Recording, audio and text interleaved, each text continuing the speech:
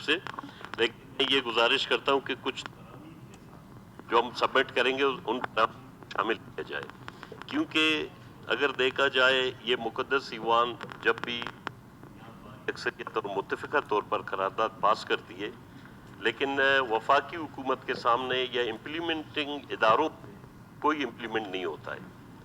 میں آپ سے اپیل کرتا ہوں، مطالبہ کرتا ہوں قائد ایوان سے اور specially custodian of the house آپ سے کرتا ہوں کہ اس قرارداد کی اہمیت کو سمجھتے ہوئے اس کے اوپر عمل درآمد کرنے کی یقینی کوشش کی جائے۔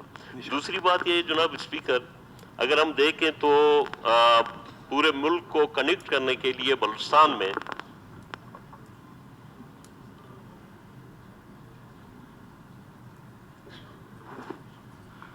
میں کوئی ایسا شاہراہ نہیں ہے جس کی ہم مثال دے سکیں۔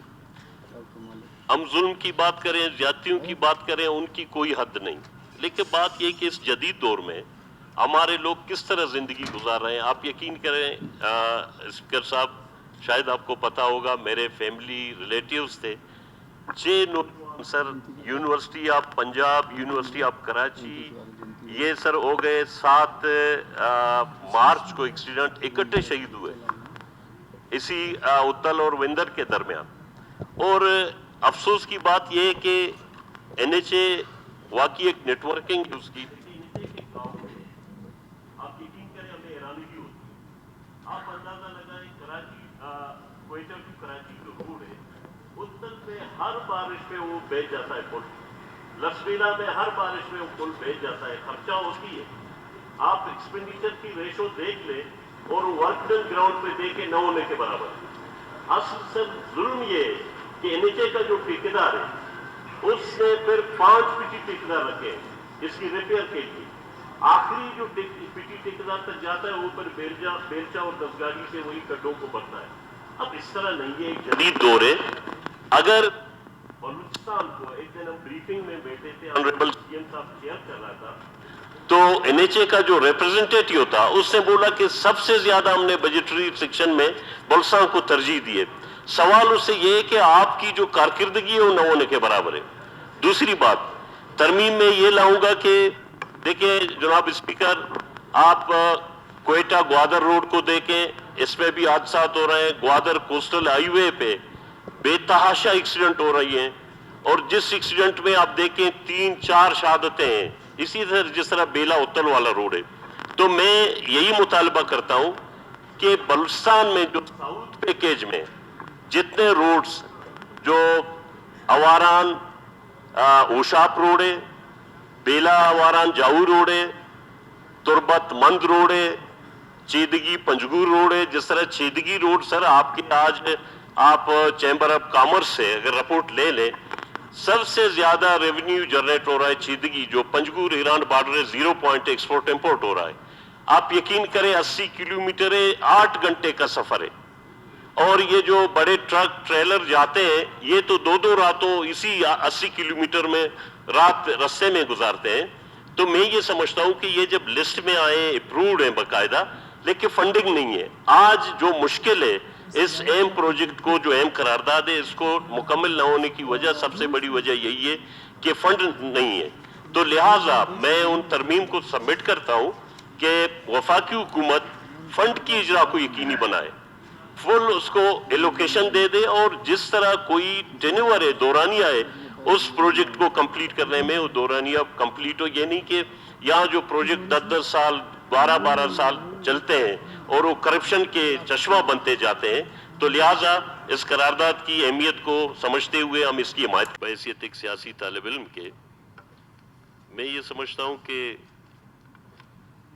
جس طرح کوئی اپنے آپ کو سیاسی نمائندہ یا سیاسی رہنما کہے، قوم کا، ملک کا، اور اس کی حرکتیں آپ دیکھو تو انسان کو حیرانگی ہوتی ہے۔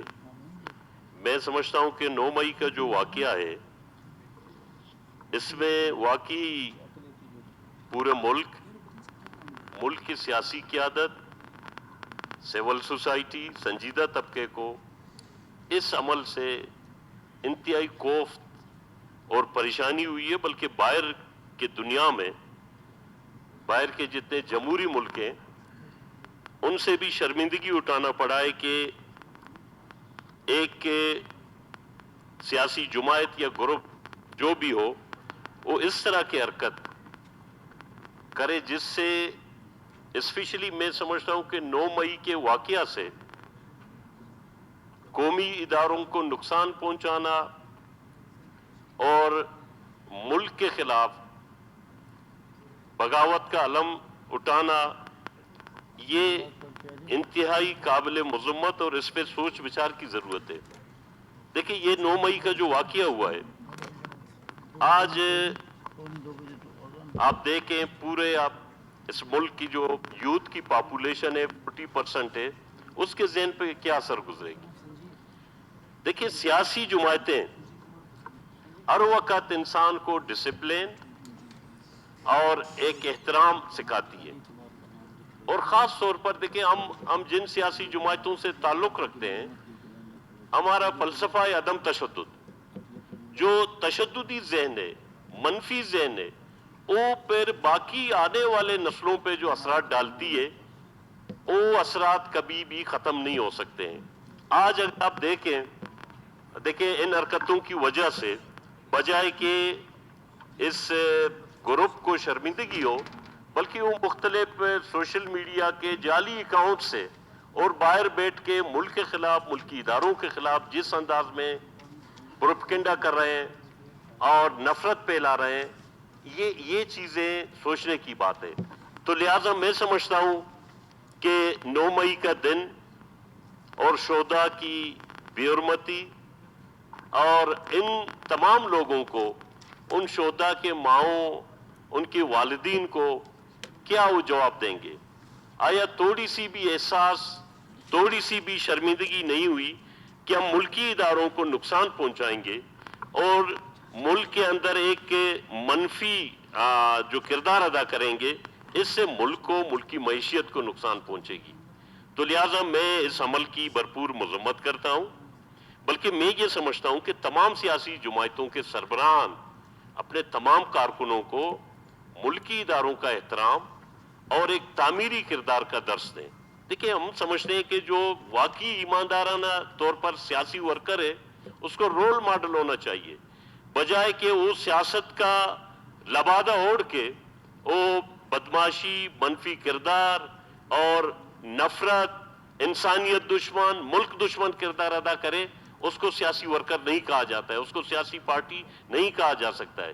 تو لہٰذا میں سمجھتا ہوں کہ ہم سب کی ذمہ داری ہوگی کہ ملکی اداروں کا احترام ایک پرامن سیاسی ماحول کی پرورش یہ ہم سب کی ذمہ داری ہوگی. Thank you.